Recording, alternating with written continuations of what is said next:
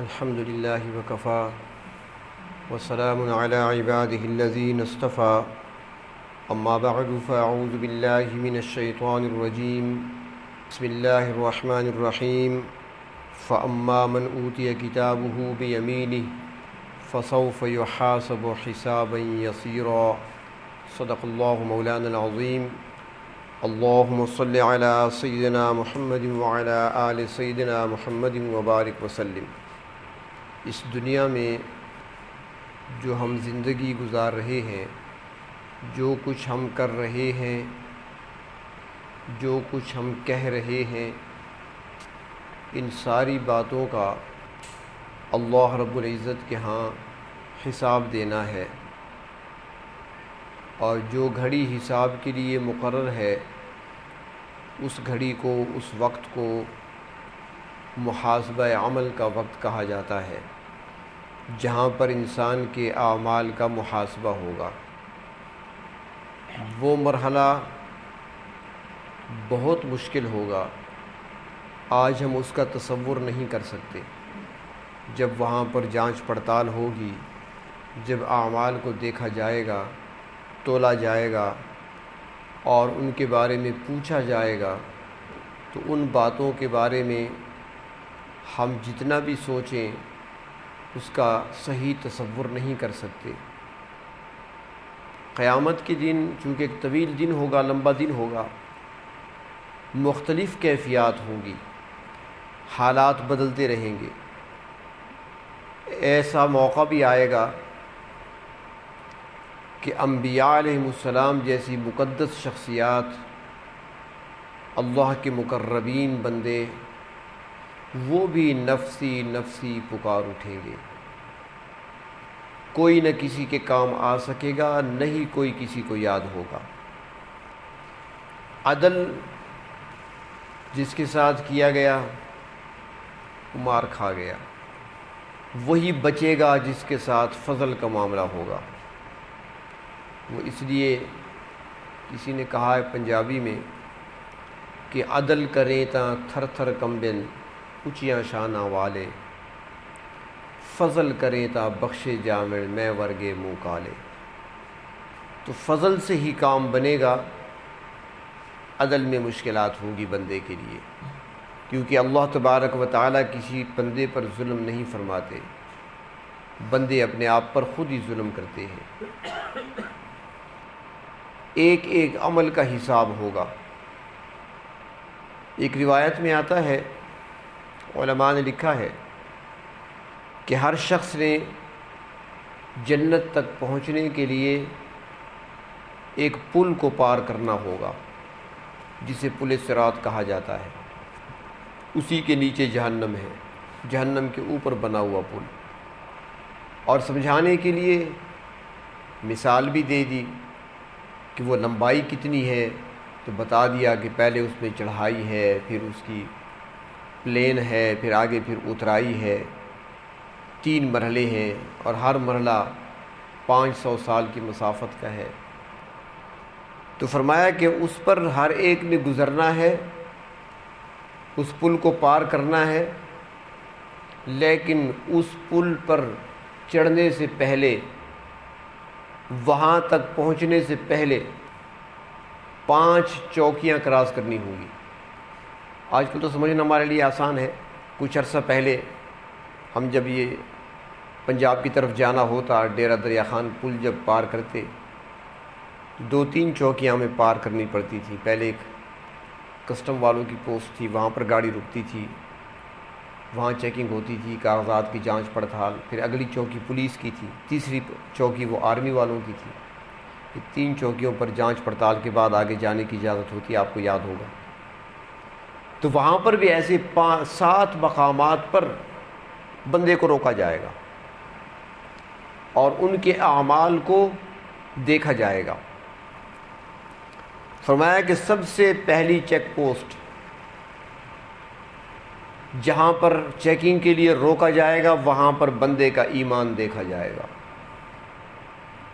کہ کلمہ جو پڑھتا رہا اس میں اخلاص کتنا ہے، ایمان اس کا کیسا تھا۔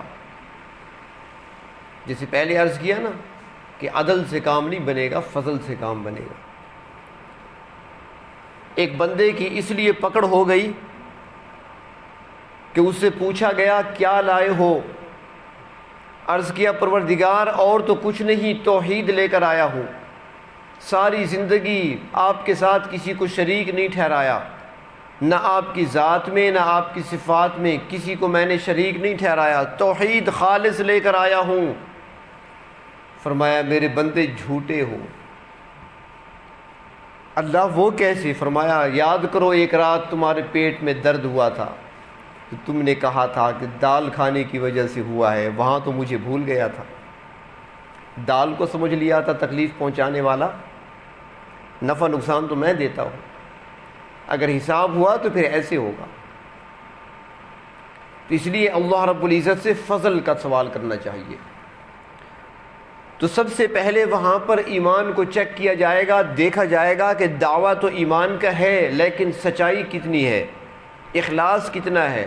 کلمہ تو پڑھتا تھا لا الہ الا اللہ، معبود کوئی نہیں، اللہ کے سوا معبود کوئی نہیں، صبح و شام تسبیح پڑھا کرتا تھا۔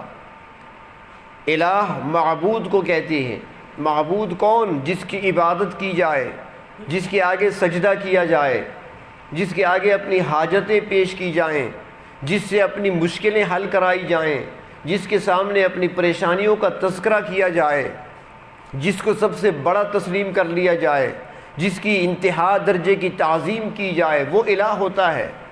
چیک کیا جائے گا کہ الہ ہونے کا اعلان تو کیا تھا کہ اللہ میرا الہ ہے، اس کی سوا میرا کوئی الہ نہیں، اب دیکھو ذرا کہیں کسی اور درگاہ پہ کبھی سجدہ تو نہیں کیا تھا، کبھی اپنی مشکلات حل کرانے کے لیے کسی اور کے پاس تو نہیں گیا تھا، کسی اور کو حاجت روا نہیں سمجھا تھا۔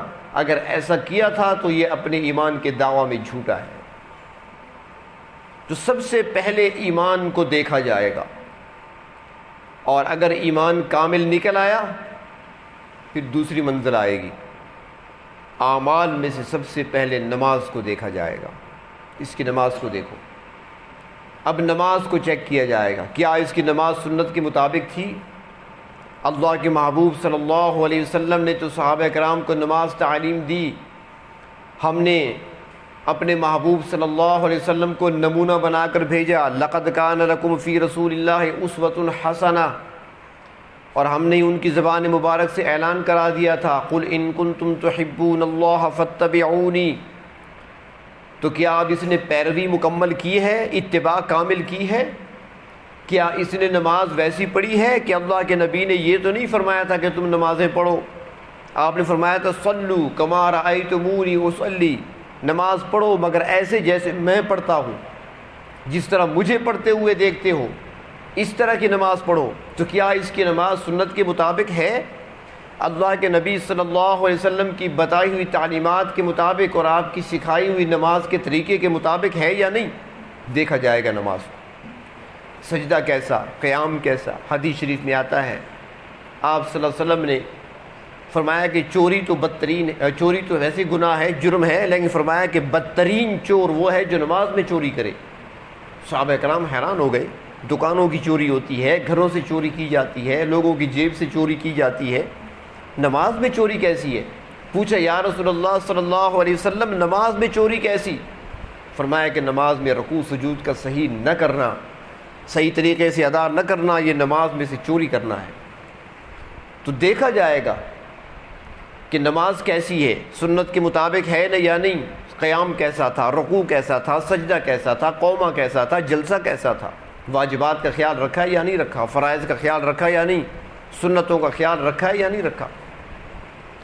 اس لیے نماز کے اندر میں اکثر ساتھیوں سے کہا کرتا ہوں، بار بار یہ بات چلتی ہے ہماری، کہ اعمال کی گنتی نہ کیا کرو، اعمال میں وزن پیدا کرو، گنتی نہ کیا کرو۔ ایک بندہ 100 رکعت نماز نفل پڑھتا ہے، نہ سجدے کا پتہ، نہ رکوع کا پتہ، نہ یہ پتہ میں نے پڑھا کیا ہے، اور ایک بندہ 2 رکعت نماز پڑھتا ہے، پورے اطمینان سے، تسلی سے، سنت کے مطابق طویل لمبا قیام کرتا ہے، سجدہ، رکوع، قومہ، جلسہ اطمینان سے، احتیاط سے کرتا ہے، تو یہ 2 رکعت ان 100 رکعت سے افضل ہیں جو جلدی میں پڑھی گئی ہیں۔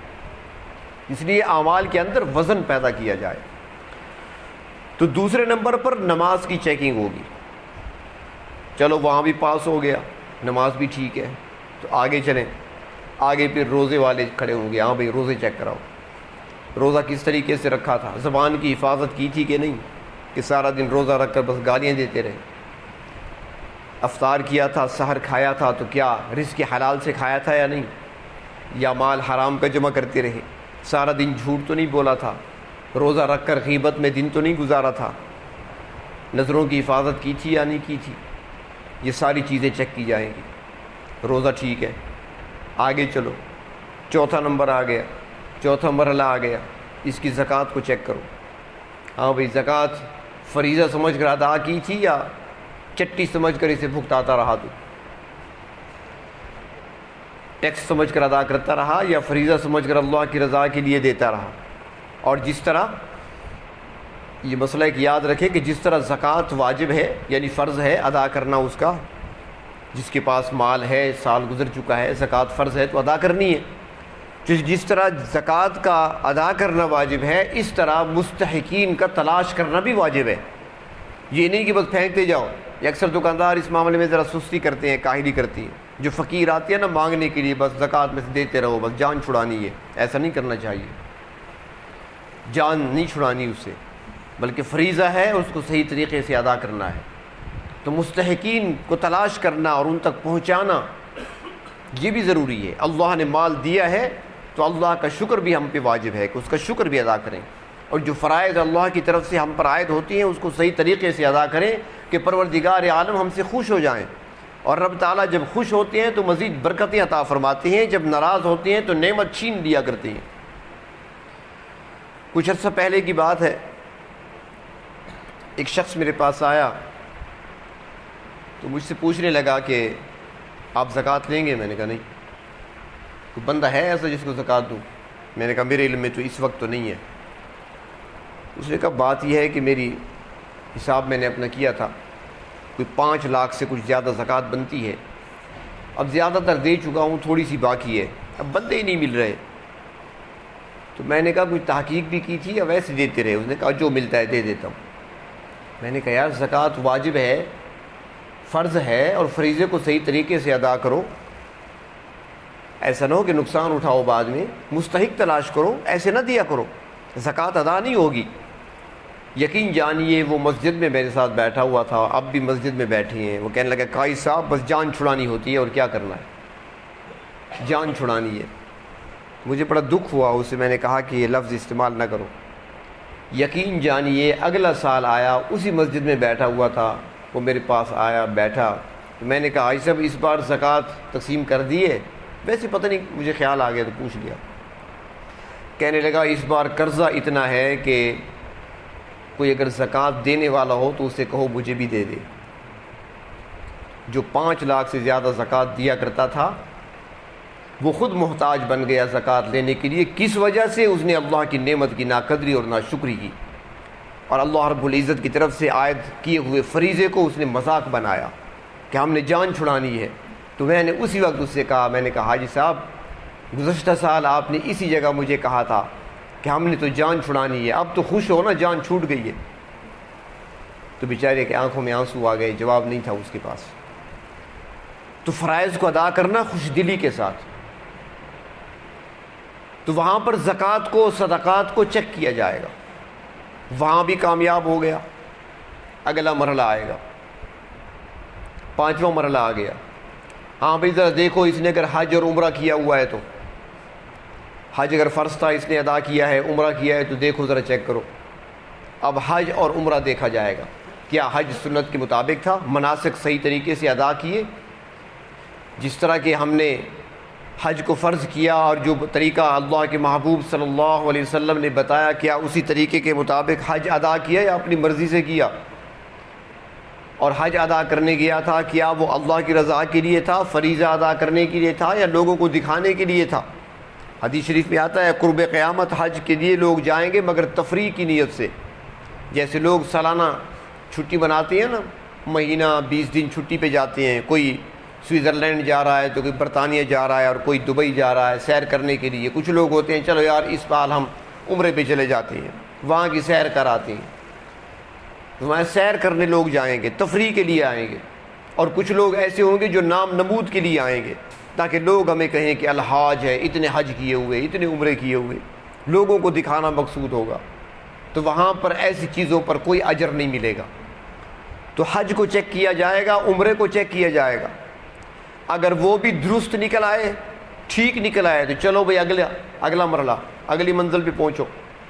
وہاں پہنچیں گے تو اس کے غسل اور وضو کو چیک کیا جائے گا، کیا یہ جب غسل کیا کرتا تھا تو خیال رکھتا تھا کہ نہیں، صحیح طریقے سے غسل بھی کیا کرتا تھا کہ نہیں، اس کا وضو کس طریقے سے ہوتا تھا، کونیاں خشک تو نہیں رہ جاتی تھیں، ایڑیاں خشک تو نہیں رہ جاتی تھیں، وضو نامکمل تو نہیں ہوتا تھا، غسل طریقے سے ہوا کرتا تھا یا نہیں، یہ بھی چیک کیا جائے گا۔ تو اس لیے پہلے کچھ ہماری چیزیں گزر چکی ہیں، ساتھیوں کو یاد ہوگا، یہ حدیث شریف سے تو ثابت نہیں، لیکن ہمارے بزرگوں کی ایک ترتیب بنی ہوئی ہے کہ وضو کے اعضاء جب دھوئے جائیں تو ہر عضو کو دھوتے وقت انہوں نے دعا نقل کی ہے، اور وہ تحریری صورت میں ہماری کتابوں میں ہے، تو تقریباً ساتھیوں کو لکھ کر ہم نے بھیجی تھی کہ ایک ایک کر کے دعا یاد کریں اور وضو کے دوران ہی وہ پڑھیں، تو ایک تو توجہ رہے گی، دوسرا کسی سے بات کرنے یا بولنے کی نوبت نہیں آئے گی، توجہ رہے گی وضو کی طرف، اور ساتھ ساتھ اللہ سے مانگنا بھی ہوتا رہے گا، اللہ کی طرف بندہ متوجہ بھی رہے گا، اور دعائیں بھی ساری اسی مناسبت سے ہیں۔ مثلاً چہرہ دھو رہے ہو، دعا ہے اللہم بیض وجہی یوم تبیض الوجوہ، اے پروردگار جس دن قیامت کے دن کچھ چہرے سفید ہوں گے، کچھ چہرے سیاہ ہوں گے، میرے چہرے کو اس دن سفید بنا دینا، دعا ہے، منہ بھی دھو لیں اور ساتھ دعا بھی کر لیا آپ نے۔ اسی طرح ہاتھوں کو دھوتے وقت، سر کا مسح کرتے وقت بہترین دعائیں ہیں۔ سر کا مسح کرتے وقت اللہم غشنی برحمتک، یا اللہ مجھے اپنی رحمت سے ڈھانپ لیجئے۔ گردن کا مسح کرتے وقت اللہم انی اسألک فکاک رقبتی من النار، یا اللہ میں سوال کرتا ہوں اپنی گردن کے جہنم سے چھٹکارے کا۔ یہ ساری دعائیں ہیں، اگر یاد کر لی جائیں اور ان کو پڑھا جائے اس دوران، ایک تو توجہ وضو کی طرف رہے گی، اللہ کی طرف دھیان رہے گا، دعا بھی ہوتی رہے گی، اللہ سے سوال بھی ہوتے رہیں گے، اور دوسرا جب توجہ رہے گی تو وضو بھی آپ کا انشاءاللہ کامل ہوگا، اس میں پھر نامکمل نہیں رہے گا وضو۔ تو بہر طور وہاں پر وضو اور غسل اس کو چیک کیا جائے گا، یہاں بھی کامیاب ہو گیا تو اس کے بعد منزل آئے گی 7ویں، وہاں پر کہا جائے گا کہ حاجی بھی ہے، ٹھیک ہے، نمازی بھی ہے، اس میں کوئی شک نہیں، روزے دار بھی ہے، اس میں کوئی شک نہیں، ایمان بھی کامل ہے، اس میں کوئی شک نہیں، زکوٰۃ بھی ادا کرتا رہا، وہ بھی کوئی شک نہیں، وضو اور غسل میں بڑی احتیاط کرتا تھا، کوئی نہیں۔ اب یہ بتاؤ کہ لوگوں کے حقوق تو نہیں ہے اس کے ذمہ، حقوق العباد کو چیک کیا جائے گا، کسی کو کبھی گالی تو نہیں دی تھی، کسی کی غیبت تو نہیں کی تھی، کبھی کسی کا گلہ تو نہیں کیا تھا، کسی پر بہتان تو نہیں لگایا تھا، کسی کا حق تو نہیں مارا تھا، کسی کی چوری تو نہیں کی تھی، کسی سے رشوت تو نہیں لی تھی، کسی کی کمزوری سے ناجائز فائدہ تو نہیں اٹھایا تھا۔ حقوق العباد کو چیک کیا جائے گا۔ فرماتے ہیں کہ بہت سارے ایسے لوگ ہوں گے جو نمازوں میں ٹھیک تھے، روزہ ٹھیک، حج ٹھیک، عمرہ ٹھیک، زکوٰۃ کی ادائیگی ٹھیک، سارے اعمال ٹھیک، لیکن حقوق العباد میں آ کر پھنس جائیں گے، یہ گھڑی بڑی مشکل ہوگی۔ اور ایک روایت میں آتا ہے کہ پروردگار عالم کے ہاں 3 رجسٹر ہیں ہر بندے کے، ایک رجسٹر پر لکھا ہوا ہے رب تعالیٰ کی طرف سے کہ مجھے اس کی کوئی پرواہ نہیں، دوسرے رجسٹر پر لکھا ہوا ہے کہ اس بندے کو میں کبھی معاف نہیں کروں گا، اور تیسرے پہ لکھا ہوا ہے کہ اس کا حساب ضرور لیا جائے گا۔ یہ 3 رجسٹر ہر بندے کے ہیں۔ فرمایا کہ جس پر لکھا ہے اللہ تعالیٰ کی طرف سے کہ مجھے کوئی پرواہ نہیں، وہ اللہ کے اپنے حقوق ہیں۔ وہ بندے سے نماز میں کوتاہی ہو گئی، روزوں میں کچھ کوتاہی ہو گئی، حج کے اندر کچھ غلطیاں ہو گئیں، باقی عبادات میں کچھ کمی کوتاہی ہو گئی، اللہ فرماتے ہیں مجھے کوئی پرواہ نہیں، چاہوں گا تو معاف کر دوں گا۔ اور دوسرے پر لکھا ہے اس کی کوئی معافی نہیں، فرمایا وہ شرک ہے، شرک و بدعات، کفر، اس کی کوئی معافی نہیں ہے۔ اور تیسرے پر لکھا ہوا ہے کہ حساب ضرور لوں گا، اس میں حقوق العباد ہیں اور ان کا حساب لیا جائے گا، ذرے ذرے کا حساب ہوگا۔ ہمارے بزرگ تو بڑی احتیاط کیا کرتے تھے، ہمارے اکابرین کیا کرتے تھے اور کرتے ہیں، بہت ہی احتیاط کرتے ہیں۔ یہ مفتی عبد الماجد صاحب بیٹھے ہیں، چند سال پہلے کی بات ہے، شاید ان کو یاد نہ ہو، مجھے یاد ہے۔ ان کے ایک استاد تھے دارالعلوم کبیر والا میں، اب بھی ہے، مدرس ہیں، وہاں پڑھاتے ہیں۔ ایک مرتبہ کسی نے دعوت کر دی، وہ جگہ ذرا دور تھی، دعوت کر دی کہ شام کا کھانا ہمارے پاس۔ پھر یہ ہم بیچاروں کے ساتھ ایسے معاملہ ہوتا رہتا ہے، یہ زیادتی ہوتی ہے، اس لیے خیر میرے ساتھ بہت کم ہوتی ہے کہ میں دعوتیں قبول ہی بہت کم کرتا ہوں۔ تو باقی ہم جیسے سادہ لوگ، کیونکہ دین کے بارے میں علماء جتنے عقل مند اور ہوشیار ہوتے ہیں نا، ہر نقطے پہ نظر ہوتی ہے، تو دنیا کے معاملے میں اتنے زیرو ہوتے ہیں، ہم سے بہت غلطیاں ہوتی ہیں، لوگ ہمیں لوٹ جاتے ہیں اکثر۔ تو کیا کرتی ہیں، دعوت کر لیتی ہیں، اٹھا کر لے جاتی ہیں، کھانا کھلا کر پھر چھوڑ دیتی ہیں، اب خود جاؤ۔ مولانا عبدالسلام صاحب رحمۃ اللہ علیہ، ان کے ساتھ یہ واقعات روزانہ ہوتے تھے۔ لوگ آ جاتے، جی مسئلہ ہے، ہمارے ساتھ کچہری چلنا ہے، وہاں پیشی ہے ہماری، اور تھانے جانا ہے، یہ ہے وہ ہے۔ وہ فوراً اپنا رومال کندھے پہ ڈالتے، چلو سادہ آدمی تھے، ایک شخصیت تھی، ان کو موٹر سائیکل پہ بٹھاتے، رکشے پہ بٹھاتے، سائیکل رکشے ہوا کرتے تھے، بٹھا کر کچہری لے جاتے، تھانے پہ لے جاتے، وہاں اپنا کام کرا کے بندہ چھڑا کر چلے جاتے۔ مولوی صاحب کھڑے ہوتے، کون لایا تھا مجھے، کون لے کر آیا تھا، وہ بندہ نہیں تھا۔ پھر وہاں سے پیدل آ رہے ہوتے تھے، اور کبھی رکشے میں بیٹھتے، جیب میں پیسے نہیں ہوتے تھے، کرایہ نہیں ہوتا تھا، دکان پہ آ کر کرایہ دیتے خود اپنی جیب سے۔ تو یہ اکثر ہوتا ہے، اب بھی ہوتا ہے، پہلے بھی ہوتا تھا۔ تو وہ دارالعلوم کبیر والا کے مدرس ہیں، کسی نے دعوت کر دی، بہت بڑے عالم ہیں، دعوت کر دی، تشریف لے گئے، کھانا کھایا، کھانے کے بعد ان کو چھوڑ دیا۔ اب واپس آ رہے ہیں پیدل، فاصلہ ذرا زیادہ تھا، تو راستے میں کتے بھونکنے لگے، کسی کی اینٹیں پڑی ہوئی تھیں، راستے میں کسی کا مکان بن رہا ہوگا، تعمیراتی کام ہو رہا ہوگا، 2 اینٹیں اٹھا لی اپنی دفاع کے لیے، کتے آئیں گے تو پھر راستے میں میرے پاس کچھ ہونا چاہیے، بہر طور واپس آ گئے۔ صبح نماز کے بعد طالب علموں نے دیکھا، استادوں نے دیکھا، 2 اینٹیں ہاتھوں میں جا رہے ہیں۔ انہوں نے کہا حضرت خیر تو ہے، 2 اینٹیں اٹھا کر کہاں جا رہے ہیں؟ فرمایا رات ایسے آ رہا تھا دعوت سے، راستے میں کتے تھے تو میں نے کسی کی 2 اینٹیں اٹھا لی تھی، وہاں پہنچانے جا رہا ہوں۔ مفتی عبد الماجد صاحب ایسے ہی ہے نا، یاد ہے، یہ 5-6 سال پہلے کا واقعہ ہے، پرانا واقعہ نہیں ہے۔ تو انہیں احتیاط ہوتی ہے، ایک ایک چیز کی احتیاط ہوتی ہے۔ بلکہ علماء نے یہ بھی لکھا ہے کہ ایک شخص جب اللہ کے ہاں اس کی حاضری ہوئی بعد از مرگ، تو معاملات سارے ٹھیک نکلے، عبادات ساری ٹھیک نکلی، لیکن اسے روک لیا گیا۔ اور روکا کس بات پر کہ ایک دن تو کسی دعوت میں شریک تھا، کھانا کھانے کے بعد جب باہر نکلا گھر کی طرف جانے لگا، راستے میں کسی کی لکڑیاں پڑی ہوئی تھیں، ان لکڑیوں میں سے ایک چھلکا تم نے توڑا تھا اپنے دانتوں میں خلال کے لیے، گوشت وغیرہ نکالنے کے لیے کسی کی لکڑیاں پڑی تھیں، اس میں سے تنکا نکال لیا تھا تم نے، اس کا حساب دو، کس سے اجازت لی تھی تم نے؟ مالک سے پوچھا تھا۔ تو اس لیے عدل نہیں، فضل مانگیں اللہ سے، اور یہ حقوق کا بہت خیال رکھیں، اگر پکڑ آئی تو معمولی بات پہ بھی آ سکتی ہے۔ شاید کہ امام اعظم ابو حنیفہ رحمۃ اللہ علیہ کا واقعہ ہے، مجھے یاد نہیں پورا، شاید انہی کا ہے۔ وہ کسی کے گھر کی طرف جا رہے تھے، جب ان کے گھر کے قریب پہنچے، گزرنے لگے تو نیچے گندگی پڑی ہوئی تھی، وہ پاؤں گندگی پہ آیا تو گندگی تھوڑی سی اڑ کر ان کی دیوار پہ چلی گئی، دیوار پہ لگ گئی۔ اب کھڑے ہیں پریشان، گندگی ان کی دیوار پہ لگ گئی، اس کا حق ضائع ہوا، کیوں لگی وہاں پہ، اس کو ہٹانا چاہیے، صاف کرنا چاہیے۔ اب صاف کرتا ہوں تو دیوار کی مٹی بھی ساتھ جاتی ہے، صاف کیسے کروں؟ اتنے میں گھر کا شخص نکل آیا، حضرت آپ کیسے ٹھہرے ہیں؟ فرمایا یہ گندگی لگ گئی ہے یہاں پر دیوار پر میری وجہ سے، اب اس کو صاف کرتا ہوں تو دیوار کی مٹی جاتی ہے، دونوں طریقوں سے پھنسا ہوا ہوں، کیا کروں؟ اس نے کہا حضرت ایسے نہ کہیں، بس ٹھیک ہے جو ہو گیا تو ہو گیا، پرواہ نہ کریں، گندگی لگی ہم خود ہی صاف کر لیں گے۔ اتنی احتیاط کیا کرتے تھے۔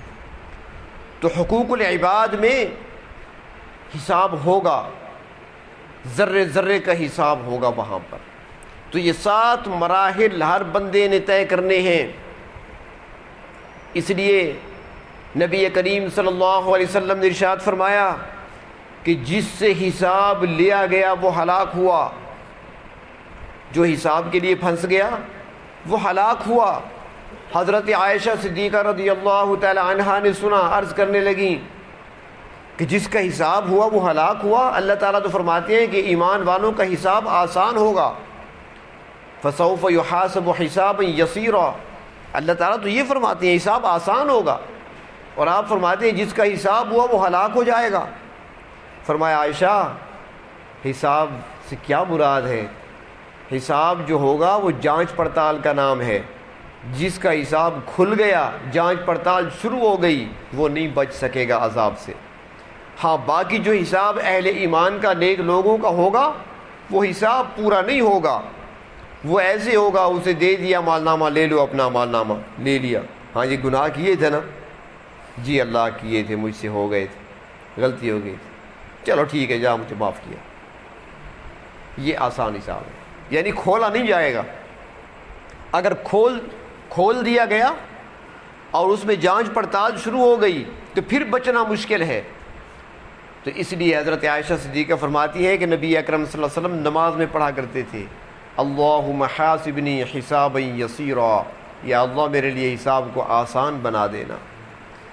یہ آج کی ساری تفصیل عرض کرنے میں کا جو مقصد تھا وہ یہی تھا کہ وہ گھڑی بڑی مشکل ہے اور بڑے مشکل مراحل سے گزرنا ہے، اس سے بچ کوئی نہیں سکتا، ہر ایک نے وہاں پہنچنا ہے، اور ان مراحل سے سب نے گزرنا ہے، اور ان ساری باتوں کا جواب سب نے دینا ہے، اور سب کے اعمال کو وہاں پر دیکھا جائے گا، تولا جائے گا۔ تو اس کے لیے پروردگار عالم سے آپ کثرت سے دعا کیا کریں، اللہم حاسبنا حسابا یسیرا، یا اللہ میرے لیے آسان کر دینا حساب کو، اللہ سے مانگا کریں۔ چند ہفتوں سے ہماری مختصر چھوٹی چھوٹی کچھ دعائیں چل رہی ہیں، تو آج کی ہماری یہ ساری بات کا جو خلاصہ ہے وہ یہی ہے کہ اس دعا کو اپنا معمول بنائیں۔ حدیث شریف میں ہے اللہم حاسبنی حسابا یسیرا، یا اللہ میرے لیے حساب کو آسان بنا دینا۔ اور آپ بہتر یہ ہے کہ جمع کا صیغہ استعمال کیا کریں، اپنے سارے گھر والوں کا، دوست و احباب کا، سب کا تصور کر لیا کریں، اللہم حاسبنا حسابا یسیرا، یا اللہ ہم سب کے لیے حساب کو آسان بنا دینا۔ تو یہ آپ پڑھا کریں، نماز کے اندر بھی پڑھ سکتے ہیں، سلام سے پہلے بھی پڑھ سکتے ہیں، نماز کے بعد بھی پڑھ سکتے ہیں، انتہائی مختصر ہے۔ اور جیسے پہلے عرض کیا کہ وضو کی دعائیں ہمیں سکھائی گئی ہیں، اگر وہ یاد کر لے تو اس کے اندر بھی دعا ہے۔ دایاں ہاتھ دھوتے وقت دعا ہے اللہم اعطنی کتابی بیمینی، یا اللہ مجھے اعمال نامہ قیامت کے دن دائیں ہاتھ میں دینا، وحاسبنی حسابا یسیرا، اور میرے لیے میرا حساب آسان کر دینا۔ دائیں ہاتھ دھوتے وقت یہ دعا پڑھی جاتی ہے وضو میں، تو یہ بھی آپ کر لیں، کیونکہ وہاں پر کچھ لوگوں کو اعمال نامہ دائیں ہاتھ میں ملے گا تو ان کا حساب آسان ہوگا، اور جن کو اعمال نامہ بائیں ہاتھ میں اور پیٹھ کے پیچھے سے ملے گا وہ پکڑے جائیں گے اور مارے جائیں گے۔ تو ہم کمزور ہیں، اعمال ہمارے کمزور ہیں، ہمارے پاس سارے عمل کھوٹے ہیں، ایک عمل بھی اس قابل نہیں ہمارا جس کو اللہ کی بارگاہ میں وسیلہ بنا سکیں، ایک عمل بھی ایسا نہیں ہے ہمارا کہ جس پر ہم فخر کر سکیں، کچھ بھی نہیں ہے ہمارے پاس، لیکن اللہ رب العزت کا فضل بہت بڑا ہے۔ تو اس لیے خوف بھی رہنا چاہیے دل کے اندر، اور اللہ رب العزت کی رحمت پر یقین کامل بھی ہونا چاہیے، اور ساتھ اللہ سے عاجزی کے ساتھ، انکساری کے ساتھ مانگنا چاہیے، اللہ ہم حساب دینے کے قابل نہیں ہیں، اگر ہمارا اعمال نامہ کھل گیا تو سوائے ہماری رسوائی کے کچھ نہیں نکلے گا، سوائے ہماری بدنامی اور ہلاکت کے کچھ نہیں نکلے گا۔ اے پروردگار ہمارا اعمال نامہ نہ کھولنا وہاں پر، بلکہ ہمارے لیے حساب کو آسان کر دینا، بغیر حساب کے، بغیر اعمال نامہ کھولے اللہ اپنا رحم کرم اور فضل فرما دینا۔ یہ عاجزی اور انکساری کے ساتھ پڑھا کریں، اور جتنی بھی دعائیں ہیں یہ توجہ اور دھیان سے پڑھا کریں، صرف ایسے کلمات کو نہیں دہرانا، یہ ترجمہ بتانا، ساتھ اتنی تشریح کرنا، اس کا مقصد یہ ہوتا ہے کہ سارا مفہوم آپ کے ذہن کے اندر ہو، اس کے بعد اللہ سے مانگیں، کیونکہ حدیث شریف میں بھی آتا ہے کہ غافل دل سے مانگی ہوئی دعا قبول نہیں ہوتی۔ غافل دل سے مانگی ہوئی دعا قبول نہیں ہوتی۔ دعا وہی قبول ہوتی ہے جو حضور قلب سے مانگی جائے، دل و دماغ حاضر ہو، توجہ ہو، دھیان ہو، اور معنی کی طرف غور ہو کہ میں کیا پڑھ رہا ہوں، اللہ سے کیا مانگ رہا ہوں، عاجزی ہو، انکساری ہو، انتہائی فقیر بن کر اللہ کے سامنے اللہ سے سوال کریں۔ جیسے پہلے کچھ دعائیں بتائی تھیں، ان کا معمول بھی رکھیں، مختصر دعائیں ہیں، اور اس دعا کا بھی معمول رکھیں۔ اٹھتے بیٹھتے آپ کہہ سکتے ہیں اللہم حاسبنا حسابا یسیرا۔ نعمتیں اللہ کی کھائیں تو وہاں بھی کہہ دینا، کیونکہ ہر نعمت کا بھی سوال ہوگا۔ جو اللہ تعالیٰ ہمیں کھلا رہے ہیں، پلا رہے ہیں، اس کا حساب بھی ہوگا۔ جو ہم ضائع کر رہے ہیں، نقصان کر رہے ہیں، اس کا حساب بھی ہوگا۔ تو اس لیے اللہم حاسبنا حسابا یسیرا یہ کثرت سے پڑھا کریں۔ اللہ تبارک و تعالی ہم سب کے لیے اس دن محاسبہ عمل کے دن حساب کو آسان فرما دے۔ الحمدللہ رب العالمین۔ یا اللہ، ہمارا یہاں پہ بیٹھنا، کہنا، سننا، ذکر کرنا اپنی بارگاہ میں قبول فرما۔ یا اللہ، جو ہم سے لغزش، گستاخی، کوتاہی ہوئی اسے معاف فرما۔ یا اللہ، ایسی نیک مجالس کے آداب نصیب فرما۔ یا اللہ، اپنے نیک وکار بندوں کی صحبت نصیب فرما، بروں کی صحبت سے ہماری حفاظت فرما۔ یا اللہ، یا رحیم و یا کریم، ہم کمزور ہیں، ناتواں ہیں۔ یا اللہ، ہم پرفتن دور میں ہیں۔ یا اللہ، ہمارے دامن میں کچھ بھی نہیں، ہمارے دامن نیکی سے خالی ہیں، ہمارے اعمال کھوٹے ہیں۔ یا اللہ، کوئی عمل ایسا نہیں جو آپ کی بارگاہ میں ہم پیش کر سکیں۔ یا اللہ، ہمارے لیے حساب کو آسان فرما دینا۔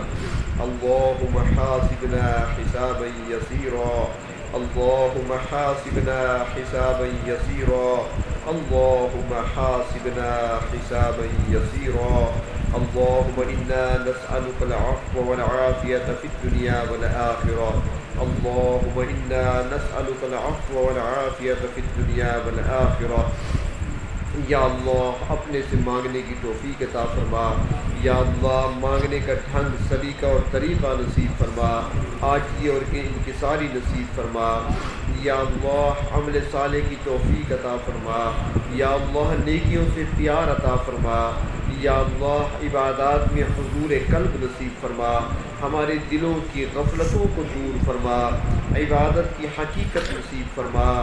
یا اللہ، تلاوت کی لذتیں نصیب فرما۔ یا اللہ، ذکر کے مزے نصیب فرما، سجدوں کا سرور نصیب فرما۔ یا اللہ، قیام کی لذتیں نصیب فرما۔ یا اللہ، اپنے سامنے بیٹھنے کی توفیق عطا فرما، اپنے گناہوں پر ندامت کے آنسو بہانے کی توفیق عطا فرما۔ یا اللہ، یا رحیم و یا کریم، ہم عدل نہیں مانگ رہے، یا اللہ فضل کا سوال کرتے ہیں۔ یا اللہ، فضل اور لطف و کرم چاہیے۔ یا اللہ، آپ کی رحیمی اور کریمی میں سے چند چھینٹے چاہیے۔ یا اللہ، رحم، کرم اور فضل والا معاملہ فرما دیجئے۔ یا اللہ، دنیا میں بھی ہمیں رسوا نہ کیجیے۔ یا اللہ، آخرت کی رسوائی سے بچا لیجئے۔ یا اللہ، روز قیامت ہمارے اعمال نامے کو نہ کھولنا۔ یا اللہ، اس میں سوائے ہماری رسوائی کے کچھ بھی نہیں نکلے گا۔ یا اللہ، اعمال نامہ ہمارا سارا سیاہ ہو چکا ہے۔ یا اللہ، اس میں کوئی روشنی نہیں ہے، کوئی عمل ہمارا اس قابل نہیں ہے۔ یا اللہ، بغیر اعمال نامے کے کھولے فضل اور کرم فرما دینا۔ یا اللہ، رحم فرما دینا۔ یا اللہ، بغیر اعمال نامے کو کھولے ہماری بخشش فرما دینا۔ یا اللہ، یا رحیم و یا کریم، اہل جنت والے اعمال نصیب فرما، اہل جہنم والے اعمال سے ہماری حفاظت فرما۔